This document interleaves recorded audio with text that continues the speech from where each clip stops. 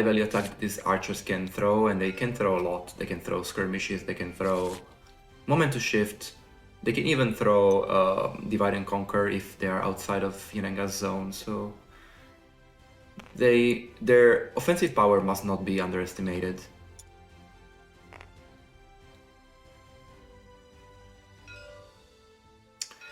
So we are gonna see immediately the archer poking at Jabberwock here.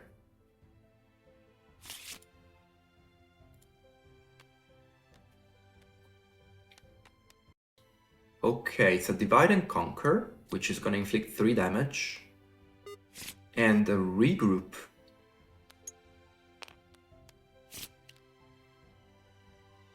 Defending with a regroup. So kinda expecting maybe a pin the prey there, or just simply trading some of Jabberwock's health for card draw. Immediately going big with a Eat Me and starting to pummel on Yennenga.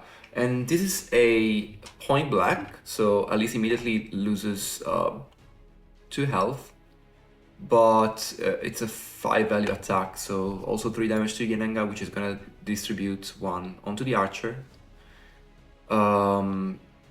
Alice goes back to small.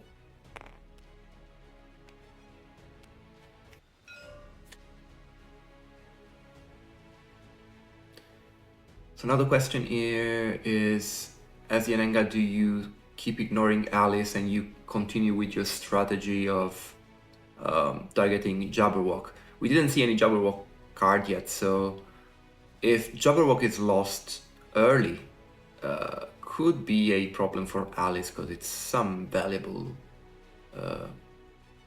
cards lost.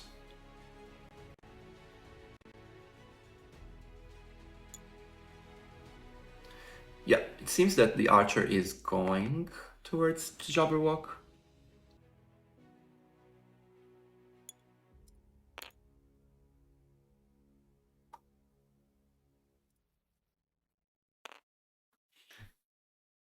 Okay, very solid positioning strategy here from Jotto, but we do not see the second attack, the second action attack onto Jabberwock. It's just another maneuver, trying to keep Alice unable to attack Yennenga. Actually, keeping both Jabberwock and Alice unable to attack Yennenga without boosting. Oh, hello Hima, please join in. I'm gonna drop you a call on Discord.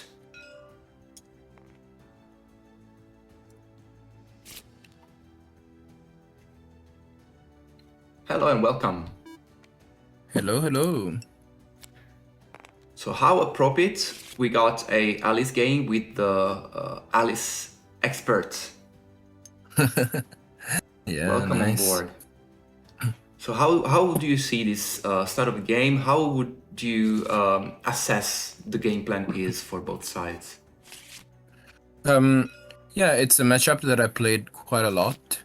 I missed the very start of the game, but it doesn't seem that much has happened. I think there was a regroup now that killed an archer, I believe.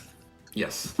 So at the beginning we saw some interesting interactions, such as the archer attacking with a divide and conquer, value for divide and conquer, and Jabberwock defended with a regroup, maybe expected a pin the prey, and instead taking 3 damage. Yeah, but to be fair, Jabberwock cannot defend that well. You can usually use a feint, especially in this matchup, or a skirmish if you really want. But then if it's the one, then you're not very happy.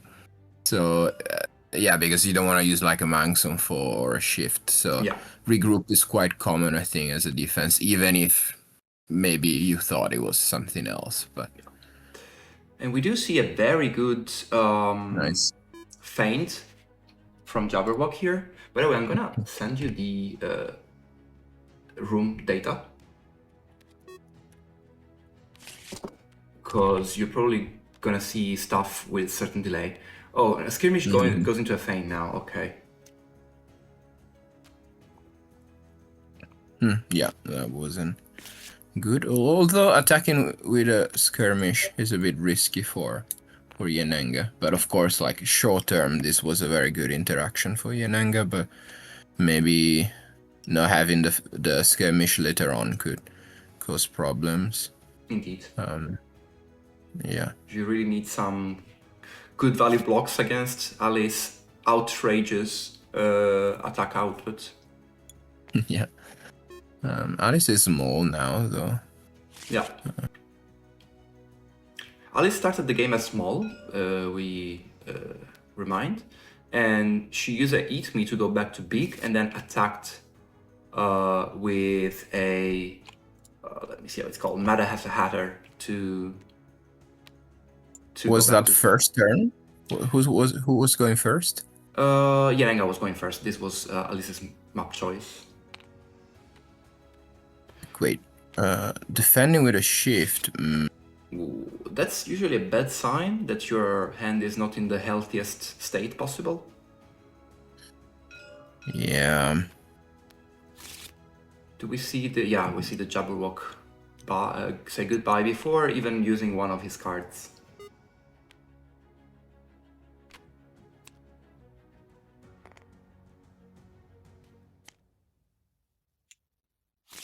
So it's now Alice versus the Word. And as we can see, the value game is firmly in Yennenga's favor. So it's going to be Alice's job to start dealing some big damage. Now Yeah, Yennenga for goes sure. back to force a boost from Alice. By the way, did you manage to enter the room? No, I am failing. Oh, okay, no worry. Okay, using a Jabberwock card to boost here. And a other side of the mushroom to kill an archer and swap to big. There we go. Okay, I am in. Okay. So yeah, I didn't like the shift defense, but at least now all the skirmish are gone for Yennenga. Mm-hmm. And also 2 archer revives. I think that's very good for the Alice side. Mm-hmm. And Alice hasn't lost that much value so far. Yeah, I think killing the archer with a 3 value attack was pretty efficient. Yes, I still see the archer on the board. I might have missed something while I was Oh, there were 2 entering the room. archers. 2 archers still. Okay, Yeah, okay. there were 2 archers and one was killed with a mushroom. Oh yeah, there was a second archer revive. Yeah, okay.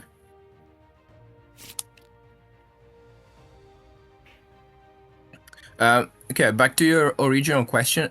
Yeah, Yennenga 99% of the time wins this in value or with damage. But my point is, Alice definitely doesn't win value here most of the times. So Yennenga usually is trying to survive and put some pressure, because if she can cause some unideal interactions like shift use on defense, then of course that's very good for that side. Yeah. Ooh, a boost. So rejecting the option to attack the archer, it's another Jabberwock's card. Okay. And so it's gonna be a sneaker snacker. Okay. It's just that you could have attacked the archer without boosting, but it seems that Alice is sort of rushing to start dealing good damage to Yennenga before it's too late.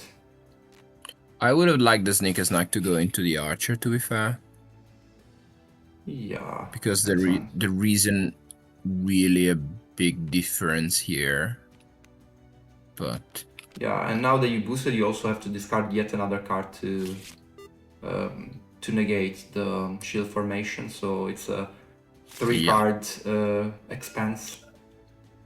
yes, what was Yennenga's hand? I didn't get to see it. We saw a Stallion Charge, a Point Blank, a Divide and Conquer, a Jaws of the Beast, and finally another shield formation which got discarded by the Sneaker Snacker. Yeah, makes sense. So one more Archer Revive in total for Yennenga. The Archer throws a Divide and Conquer, value 4-value Divide and Conquer, but gets fainted. Now, the issue for Alice is that she's out of feints. Yeah, this was not a great interaction for Alice here for sure. Because sure, you fainted 2 damage, you don't care that much, still no Looking Glasses played. And yeah, now all the double attacks and an Archer Revive can go through if we see the whole, of course, deck being played out, which usually Alice doesn't want, but still. Okay, first Looking Glass onto a Surprise Volley. So here, no feint. Jotto already knows that he's gonna get his Archer back. Yeah, I probably just would move next to Yennenga and maybe draw 2, not sure. I think we want to double attack here, although we know there's a Stallion Charge. The healing, of course, is always a consideration.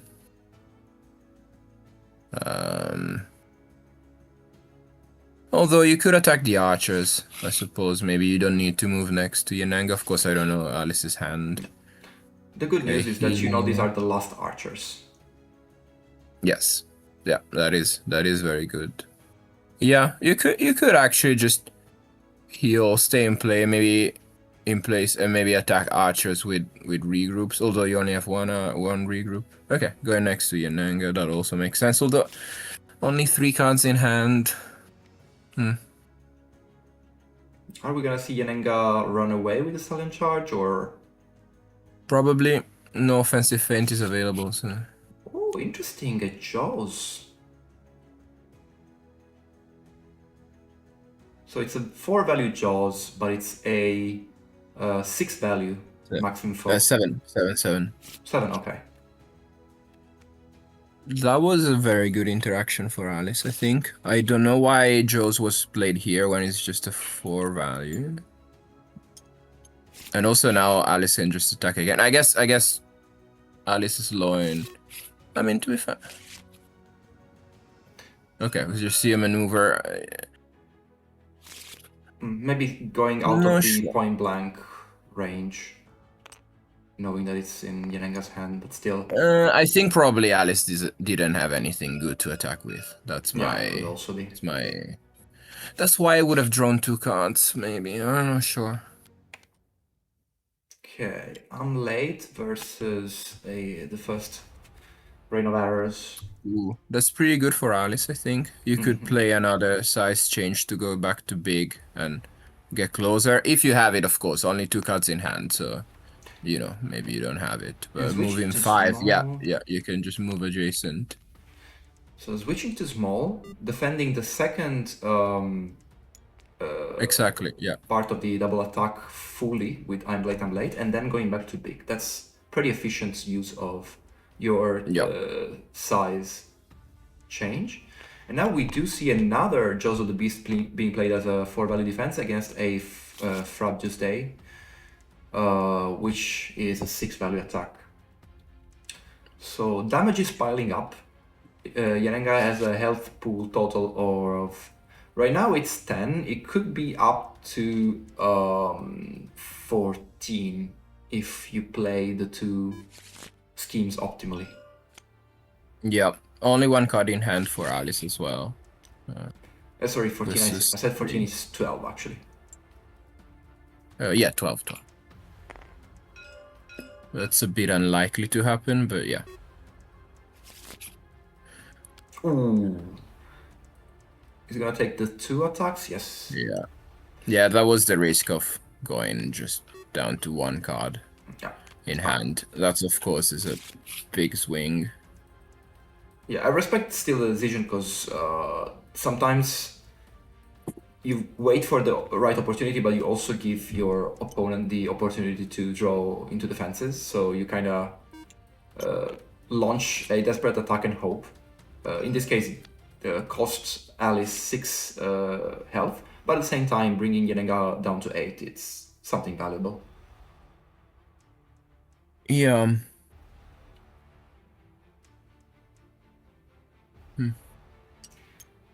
One double attack Yeah. left for Yennenga.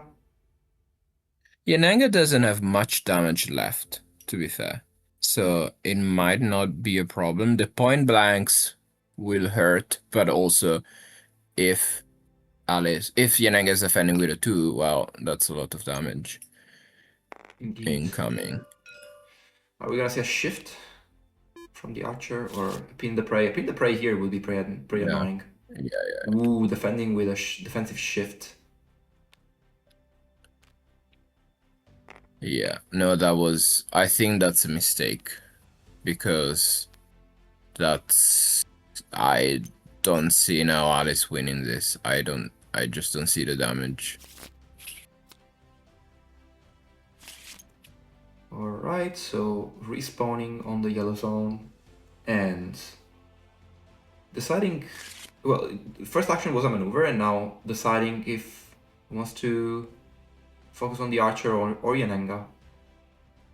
Yeah, you need to change size. You need to go to big. Okay, so we see a side change, but it's just a pass, so, well, not really a pass, it's more of a non-attack turn, and Yennenga is happy to regroup, run away, and wall up. Okay, so another archer attack. We need to see a looking glass here. Shift going into Mad as a Hatter. Okay. Yeah, but Alice has one good attack. Yeah. Alice has a Manx on 4, which becomes... Oh wait, skirmishes steer around. Oh, never mind. I completely forgot about skirmish. Okay. I'm late is being used to get rid of one of the archers.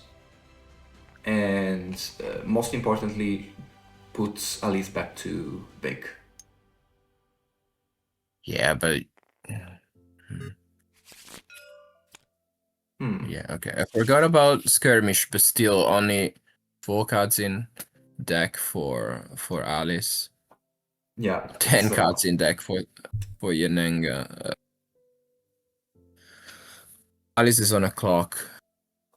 Indeed, is on a clock, and the interaction must be